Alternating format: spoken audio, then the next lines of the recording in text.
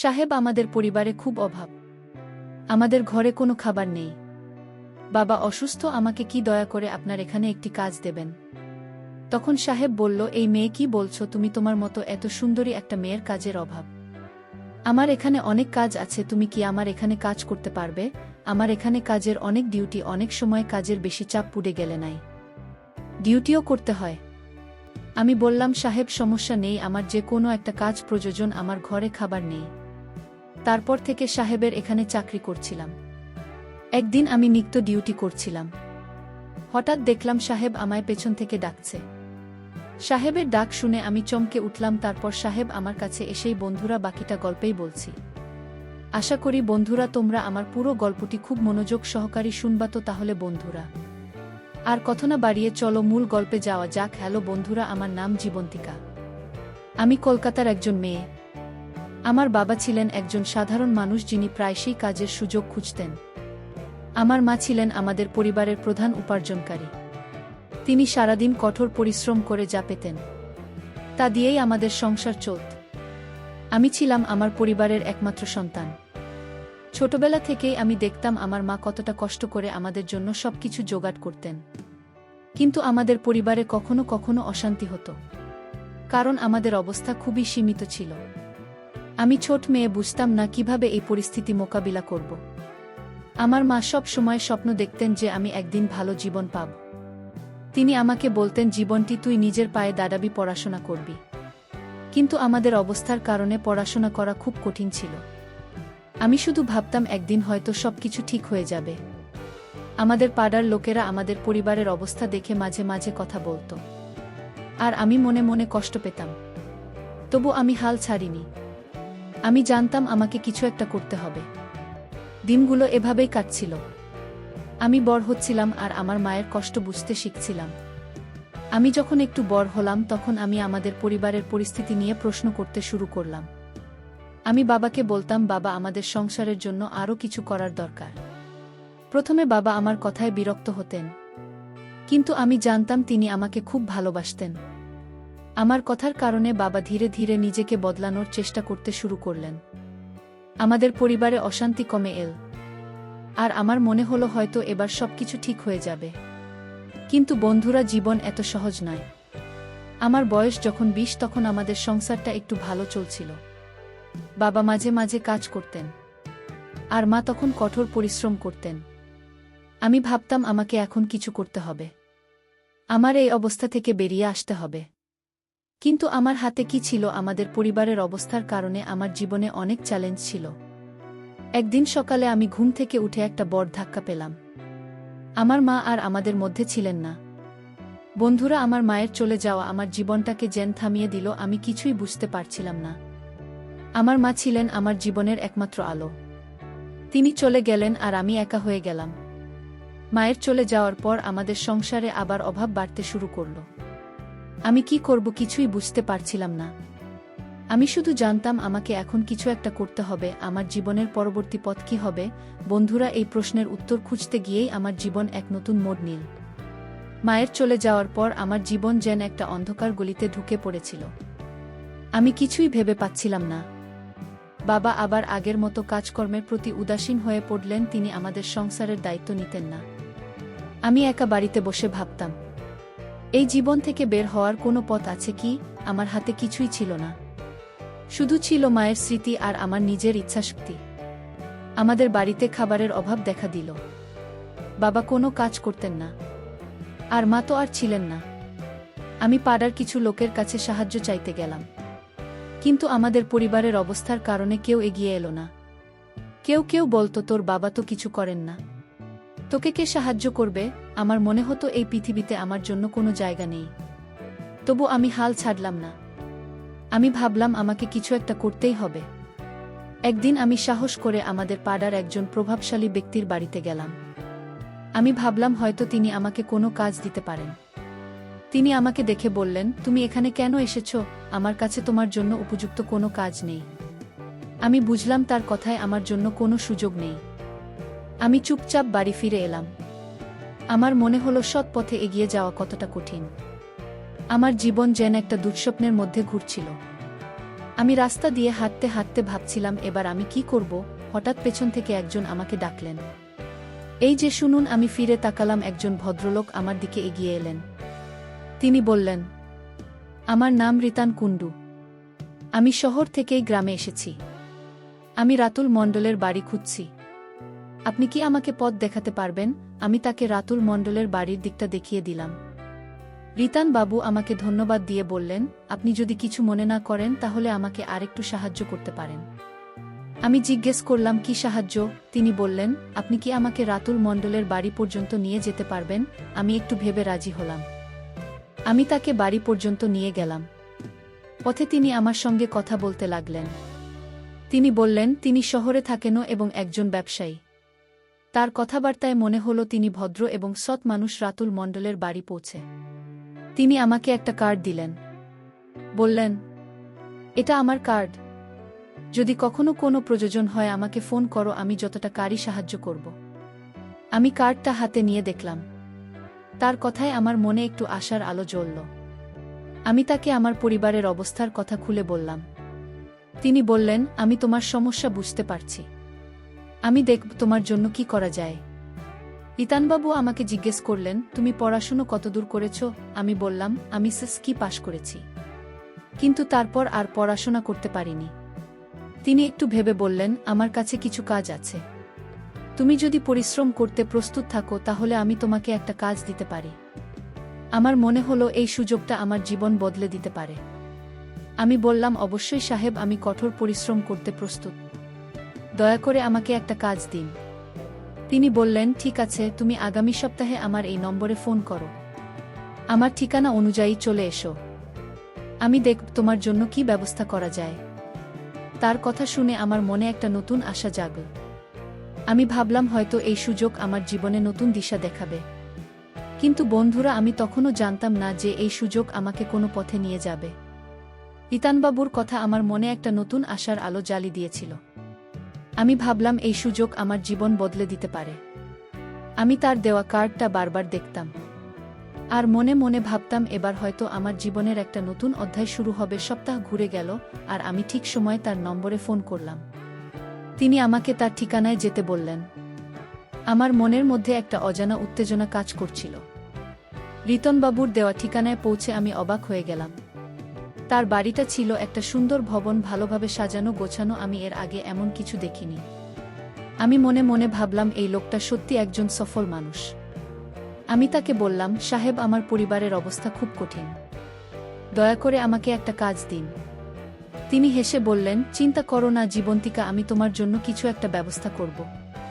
রিতানবাবু আমাকে বসতে বললেন এবং জিজ্ঞেস করলেন, তুমি কি ধরনের কাজ চাও? শুধু বেঁচে থাকার জন্য কাজ, নাকি তুমি আরও কিছু অর্জন করতে চাও? আমি একটু ভেবে বললাম, সাহেব, আমার জীবনটা কষ্টের মধ্যে কেটেছে। আমি চাই আমার জীবন বদলাতে, এমন একটা কাজ করতে যাতে আমি নিজের পায়ে দাঁড়াতে পারি। তিনি আমার দিকে তাকিয়ে হেসে বললেন, ঠিক আছে, তুমি আমার কথা মেনে চললে আমি তোমাকে এমন একটা কাজ দেব যেখানে তুমি নিজের লক্ষ্যে এগিয়ে যেতে পারবে। তিনি আমাকে বললেন, তুমি প্রথমে নিজেকে একটু তৈরি করো। আমি তোমার জন্য কিছু উপযুক্ত জামাকাপড় কিনে দেব। তুমি সেগুলো পরে আমার সঙ্গে একটা জায়গায় যাবে। আমি রাজি হলাম। তিনি আমাকে নিয়ে শহরের একটা বাজারে গেলেন। সেখানে তিনি আমার জন্য কিছু সুন্দর এবং উপযুক্ত পোশাক কিনে দিলেন। আমি বললাম, সাহেব, এত সুন্দর জামাই কেন কিনলেন? আমি তো এত কিছুর যোগ্য নই। তিনি হেসে বললেন, তুমি যোগ্য জীবন্তিকা। তুমি শুধু আমার কথা মেনে চলো। কিছুদিন পর তিনি আমাকে বললেন, জীবন্তিকা, আমার একটা বড় অনুষ্ঠান আছে। সেখানে অনেক গুরুত্বপূর্ণ মানুষ আসবেন। তুমি তাদের স্বাগত জানাবে এবং সাহায্য করবে। পারবে তো? আমি বললাম, অবশ্যই পারব সাহেব। আমার মনে হলো এটা আমার জীবনের একটা বড় সুযোগ। আমি তার কথামতো সেজেগুজে তৈরি হলাম। অনুষ্ঠানের দিন এলো। আমি রিতানবাবুর সঙ্গে একটা বড় জায়গায় গেলাম। সেখানে অনেক মানুষ ছিল, সবাই খুব সম্মানিত মনে হচ্ছিল। আমি তাদের স্বাগত জানালাম, তাদের সঙ্গে হাসি মুখে কথা বললাম আর তাদের প্রয়োজনীয় সাহায্য করলাম। সবাই আমার আচরণে খুব খুশি হল। অনুষ্ঠান শেষে রিতনবাবু আমাকে বললেন, জীবন্তিকা, তুমি খুব ভালো কাজ করেছ। এই মানুষগুলো আমার গুরুত্বপূর্ণ সহযোগী। তুমি যদি এইভাবে কাজ চালিয়ে যাও তাহলে তোমার জীবন এগিয়ে যাবে। তিনি আরও বললেন, তুমি যদি আমার কথা মেনে চলো তাহলে তুমি অনেক কিছু অর্জন করতে পারবে। তুমি তো বলেছিলে তুমি নিজের জীবন বদলাতে চাও। এই সুযোগটা ধরে রাখো। আমার মনে একটা ছোট্ট দ্বিধা জাগলো, আমি ভাবলাম এই কাজটা ঠিক কী ধরনের। কিন্তু আমার জীবনের অবস্থা আমাকে বেশি ভাবতে দেয়নি। আমি শুধু ভাবলাম এই সুযোগ আমাকে ধরতেই হবে। অনুষ্ঠানের পর রিতানবাবু আমাকে বললেন, জীবন্তিকা তুমি এখন বাড়ি যাও, আমি তোমার সঙ্গে পরে কথা বলবো। আমি বাড়ি ফিরে এলাম। কিন্তু আমার মনের মধ্যে একটা অস্থিরতা কাজ করছিল। আমি ভাবছিলাম আমি কি সঠিক পথে এগোচ্ছি। রিতান বাবুর কথাগুলো আমার মনে একটা প্রশ্ন জাগিয়ে দিয়েছিল, তবু আমি নিজেকে বোঝালাম এই কাজটা আমার জীবনের নতুন শুরু হতে পারে। রিতানবাবুর কথাগুলো আমার মনে একটা মিশ্র অনুভূতি জাগিয়ে দিয়েছিল। আমি বাড়ি ফিরে এসেছিলাম, কিন্তু মনের মধ্যে একটা অস্থিরতা কাজ করছিল। তিনি যে কাজের কথা বলছিলেন তা কি সত্যিই আমার জীবন বদলে দেবে? আমার জীবনের কষ্ট আর মায়ের স্মৃতি আমাকে বারবার তাড়া করছিল। আমি ভাবলাম আমার আর কোনো পথ নেই। যদি এই কাজ আমাকে একটা ভালো জীবন দিতে পারে তাহলে আমি চেষ্টা করে দেখব। কয়েকদিন পর রিতারবাবু আমাকে আবার ফোন করলেন। তিনি বললেন, জীবন্তিকা তুমি কাল আমার অফিসে চলে এসো, আমি তোমার জন্য একটা কাজ ঠিক করেছি। আমার মনটা আবার উৎসাহে ভরে গেল। আমি ভাবলাম এবার হয়তো আমি সত্যি কিছু করতে পারব। পরদিন আমি তার অফিসে গেলাম। তার অফিসটা ছিল শহরের একটা আধুনিক বিল্ডিং, এসব কিছু ঝকঝকে আর সুন্দর। আমি একটু অবাক হয়ে গেলাম। তিনি আমাকে বসিয়ে বললেন, তুমি যদি আমার ব্যবসায়ের জন্য কাজ করো তাহলে তোমার জীবনে এগিয়ে যাবে। তিনি আমাকে বোঝালেন যে তার ব্যবসা হলো গুরুত্বপূর্ণ মানুষদের সঙ্গে সহযোগিতা করা।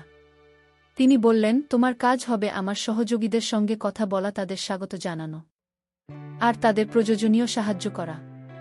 তুমি যদি একটা ভালোভাবে করতে পারো তাহলে তুমি অনেক কিছু অর্জন করতে পারবে। আমি তার কথা শুনে একটু ভাবলাম। আমি জিজ্ঞেস করলাম, সাহেব এই কাজটা ঠিক কী ধরনের? তিনি হেসে বললেন, চিন্তা করো না, তুমি শুধু আমার কথা মেনে চলো, তুমি দেখবে সবকিছু ঠিক হয়ে যাবে। আমি তার কথায় রাজি হলাম। আমার মনে হলো এটা আমার জীবনের একটা সুযোগ। তিনি আমাকে কিছু উপযুক্ত পোশাক আর প্রয়োজনীয় জিনিসপত্র কিনে দিলেন। আমি যখন সেগুলো পরলাম তখন নিজেকে একটু আলাদা মনে হলো। আমি আয়নায় নিজেকে দেখে ভাবলাম, এই জীবনটিকা কি সত্যিই আমি? আমার জীবন যেন একটা নতুন রূপ নিচ্ছিল। রিতান বাবু আমাকে বললেন, তুমি এখন তৈরি, কাল আমার সঙ্গে আরেকটা অনুষ্ঠানে যাবে। পরদিন আমরা একটা বড় জায়গায় গেলাম। সেখানে অনেক সম্মানিত মানুষ ছিল। আমার কাজ ছিল তাদের স্বাগত জানানো, তাদের সঙ্গে কথা বলা আর তাদের প্রয়োজনীয় সাহায্য করা। আমি আমার সেরাটা দিয়ে কাজ করলাম। সবাই আমার আচরণে খুব খুশি হল। অনুষ্ঠান শেষে রিতান বাবু আমাকে বললেন, জীবন্তিকা তুমি দারুণ কাজ করেছ। আমার সহযোগীরা তোমার কাজে খুব সন্তুষ্ট। তিনি আরও বললেন, তুমি যদি এভাবে কাজ চালিয়ে যাও তাহলে তুমি অনেক কিছু অর্জন করতে পারবে। তুমি তো বলেছিলে তুমি নিজের জীবন বদলাতে চাও। এই সুযোগটা ধরে রাখো। আমার মনে একটা ছোট্ট দ্বিধা জাগল। আমি ভাবলাম এই কাজটা কি সত্যিই আমার জন্য ঠিক। তিনি আমাকে একটা খাম দিলেন। খামটা খুলে দেখলাম তাতে কিছু টাকা। আমি অবাক হয়ে গেলাম। এত টাকা আমি আগে কখনো একসঙ্গে দেখিনি। আমার মনে হলো হয়তো এই পথে আমার জীবন এগিয়ে যাবে। কিন্তু আমার মনের কোণে একটা প্রশ্ন ছিল, আমি কি সঠিক পথে এগোচ্ছি? আমার মায়ের কথা বারবার মনে পড়ছিল। তিনি সব সময় বলতেন, জীবন্তী তুই সৎ থাকিস। আমি নিজেকে প্রশ্ন করছিলাম, আমি কি সৎ পথে আছি? আমি বাড়ি ফিরে এলাম, কিন্তু মনের মধ্যে একটা ঝড় বইছিল। বন্ধুরা, আমার জীবনের এই নতুন পথ আমাকে কোথায় নিয়ে যাবে তা আমি তখনও জানতাম না। রিতানবাবুর দেওয়া টাকার খামটা হাতে নিয়ে আমি বাড়ি ফিরলাম। এত টাকা আমি আগে কখনো একসঙ্গে দেখিনি। আমার মনে হলো হয়তো এই পথে আমার জীবনের সব কষ্ট দূর হবে। কিন্তু মনের এক কোণে একটা অস্বস্তি কাজ করছিল। আমি ভাবছিলাম, আমি কি সত্যি ঠিক পথে আছি? মায়ের কথাগুলো বারবার মনে পড়ছিল। তিনি সবসময় বলতেন, জীবনটি তুই সৎ থাকিস। আমার জীবনের অবস্থা আমাকে এমন একটা জায়গায় ঠেলে দিয়েছিল যেখানে আমি আর বেশি ভাবতে পারছিলাম না। রিতান বাবু আমাকে আরও অনুষ্ঠানে নিয়ে যেতে লাগলেন। আমার কাজ ছিল তার সহযোগীদের সঙ্গে কথা বলা, তাদের স্বাগত জানানো আর তাদের প্রয়োজনীয় সাহায্য করা। আমি দেখলাম আমার হাসি আর আচরণে তারা খুব খুশি হয়। প্রতিবারই আমি কিছু টাকা পেতাম। প্রথমে আমার মনে হতো এটা আমার কাজের পুরস্কার, কিন্তু ধীরে ধীরে আমার মনে একটা প্রশ্ন জাগতে লাগল, এই কাজটা কি শুধুই সাহায্য করার? একদিন রিতান বাবু আমাকে বললেন, জীবন্তিকা তুমি এখন আমার ব্যবসার একটা গুরুত্বপূর্ণ অংশ হয়ে গেছ। তুমি যদি আরও দায়িত্ব নিতে চাও তাহলে তোমাকে আরও প্রস্তুত হতে হবে। তিনি আমাকে কিছু উপযুক্ত পোশাক আর প্রয়োজনীয় জিনিসপত্র কিনে দিলেন। আমি যখন সেগুলো পরতাম তখন নিজেকে একটু আলাদা মনে হতো। আমার পুরনো জীবন, আমার কষ্ট সবকিছু যেন অনেক দূরের মনে হতো। কিন্তু আমার মনের মধ্যে একটা শূন্যতা ছিল। একটা অনুষ্ঠানে আমি একজন সহযোগীর সঙ্গে কথা বলছিলাম। তিনি আমার সঙ্গে খুব ভালো ব্যবহার করলেন। কথা বলতে বলতে তিনি বললেন, জীবন্তিকা, তুমি খুব দক্ষ। তুমি যদি আমার সঙ্গে আরও কিছু সময় কাজ করো তাহলে আমি তোমাকে আরও সুযোগ দিতে পারি। আমি তার কথার মানে বুঝলাম। আমার মনটা ভারী হয়ে গেল। আমি হাসি দিয়ে কথা ঘুরিয়ে দিলাম। কিন্তু আমার মনে একটা অস্বস্তি কাজ করছিল। আমি কি এই পথে এগিয়ে যেতে পারবো? অনুষ্ঠান শেষে রিতানবাবু আমাকে আর একটা খাম দিলেন। খামে আগের চেয়ে বেশি টাকা ছিল। তিনি বললেন, জীবন্তিকা, তুমি আমার সহযোগীদের খুব খুশি করেছ। এই টাকা তোমার কাজের পুরস্কার। তুমি যদি এভাবে কাজ করতে থাকো তাহলে তুমি আরও এগিয়ে যাবে। আমি টাকাগুলো হাতে নিয়ে মনে মনে ভাবলাম, এই টাকা কি আমার সত্যি প্রাপ্ত? বাড়ি ফিরে আমি টাকাগুলো দিয়ে বাবার জন্য প্রয়োজনীয় জিনিস কিনলাম, বাড়ির জন্য খাবার জোগাড় করলাম। কিন্তু আমার মনের শান্তি যেন হারিয়ে গিয়েছিল। আমি রাতে বিছানায় শুয়ে ভাবতাম, আমি কি সত্যি এই জীবন চাই? আমার মায়ের স্বপ্ন ছিল আমি যেন একটা ভালো জীবন পাই, কিন্তু এই জীবন কি তিনি চাইতেন? রিতানবাবু আমাকে আরও বড় বড় অনুষ্ঠানে নিয়ে যেতে লাগলেন। আমি দেখলাম আমার জীবন বদলে যাচ্ছে। আমার হাতে টাকা আসছে, আমি উপযুক্ত পোশাক পরছি, সম্মানিত জায়গায় যাচ্ছি, কিন্তু আমার মনের মধ্যে একটা প্রশ্ন বারবার উকি দিচ্ছিল। আমি কি এই জীবনের জন্য জন্মেছিলাম? একদিন রাতে আমি আয়নার সামনে দাঁড়িয়ে নিজেকে দেখলাম। আমার পরনে উপযুক্ত পোশাক, হাতে কিছু জিনিসপত্র, কিন্তু আমার চোখে কোনো আলো ছিল না। আমি নিজেকে প্রশ্ন করলাম, জীবন্তিকা, তুই কোথায় যাচ্ছিস? এই পথ কি তোর জন্য? আমার জীবন যেন একটা ঝড়ের মধ্যে দিয়ে চলছিল। রিতানবাবুর সঙ্গে কাজ করতে করতে আমি অনেক টাকা পাচ্ছিলাম। উপযুক্ত পোশাক আর নতুন জীবনযাত্রা এখন আমার জীবনের অংশ হয়ে গিয়েছিল। কিন্তু প্রতিবার যখন আমি আয়নার সামনে দাঁড়াতাম, আমার প্রতিচ্ছবি দেখে মনে হতো, এই জীবন্তিকা কি সত্যিই আমি? আমার মনের মধ্যে একটা শূন্যতা ক্রমশ বড় হচ্ছিল। আমি যে স্বপ্ন নিয়ে বড় হয়েছিলাম তা কোথায় হারিয়ে গেল? একদিন রিতানবাবু আমাকে একটা বড় অনুষ্ঠানে নিয়ে গেলেন। সেখানে অনেক সম্মানিত মানুষ ছিলেন। আমি আমার কাজ করছিলাম, হাসি মুখে তাদের সঙ্গে কথা বলা, তাদের সাহায্য করা। কিন্তু সেদিন একজন সহযোগী আমার সঙ্গে কথা বলতে বলতে বললেন, জীবন্তিকা, তুমি খুব দক্ষ। তুমি এ কাজ করছো কেন? তুমি তো আরও ভালো কিছু করতে পারো। তার কথাগুলো আমার মনে গভীরভাবে আঘাত করল। আমি হাসি দিয়ে কথা ঘুরিয়ে দিলাম, কিন্তু আমার মনের মধ্যে একটা ঝড় শুরু হয়ে গেল। সেই রাতে আমি বাড়ি ফিরে এলাম। আমার হাতে ছিল আরেকটা টাকার খাম, কিন্তু এবার আমি সেই টাকা দেখে খুশি হতে পারলাম না। আমি ভাবলাম, এই টাকা দিয়ে আমি কি পেলাম? আমার মায়ের স্বপ্ন ছিল আমি যেন একটা সম্মানজনক জীবন পাই, কিন্তু আমি কি সত্যি সেই জীবন পেয়েছি? আমার জীবন বাইরে থেকে ঝকঝকে, কিন্তু ভেতরে ভেতরে আমি যেন ফাঁপা হয়ে গেছি। আমি রাতভর ঘুমাতে পারলাম না। আমার মায়ের কথা, আমার শৈশবের কষ্ট আর আমার বর্তমান জীবন সবকিছু মিলেমিশে আমাকে ভাবিয়ে তুলছিল। পরদিন আমি রিতানবাবুর সঙ্গে দেখা করলাম। আমি সাহস করে বললাম, সাহেব, আমি এই কাজ আর করতে পারব না। আপনি আমাকে অনেক সাহায্য করেছেন, কিন্তু এই জীবন আমার জন্য নয়। তিনি প্রথমে অবাক হলেন, তারপর বললেন, জীবন্তিকা, তুমি এই সুযোগ ছেড়ে দিলে কিন্তু আবার কষ্টে ফিরে যাবে। আমি বললাম, হয়তো কষ্টে ফিরে যাব, কিন্তু আমি আমার সম্মান হারাতে চাই না। আমি তার দেওয়া জিনিসপত্র ফিরিয়ে দিলাম। আমার মনে একটা অদ্ভুত শান্তি এলো। আমি বাড়ি ফিরে এলাম। আমার হাতে যে টাকা ছিল তা দিয়ে আমি বাবার জন্য প্রয়োজনীয় জিনিস কিনলাম। আমি সিদ্ধান্ত নিলাম, আমি এবার নিজের পায়ে দাঁড়াবো। আমি একটা ছোট দোকানে কাজ শুরু করলাম। টাকা খুব কম ছিল, কিন্তু আমার মনে শান্তি ছিল। আমি জানতাম এই পথে আমি আমার মায়ের স্বপ্নের কাছাকাছি আছি। আমি পড়াশোনা আবার শুরু করলাম, যাতে একদিন আমি নিজের যোগ্যতায় কিছু করতে পারি। বছর কয়েক পর আমি একটা ছোট ব্যবসা শুরু করলাম। আমি আমার গ্রামের মেয়েদের জন্য একটা প্রশিক্ষণ কেন্দ্র খুললাম, যেখানে তারা সেলাই শিখতে পারে। আমি চাইলাম আমার মতো আর কোনো মেয়েকে কষ্টের কারণে ভুল পথে যেতে না হয়। আমি আমার মায়ের নামে একটা ছোট ফাউন্ডেশন করলাম, যেখানে গরিব মেয়েদের পড়াশুনো আর কাজে সুযোগ দেওয়া হয়। আমার জীবন এখন আর আগের মতো নয়।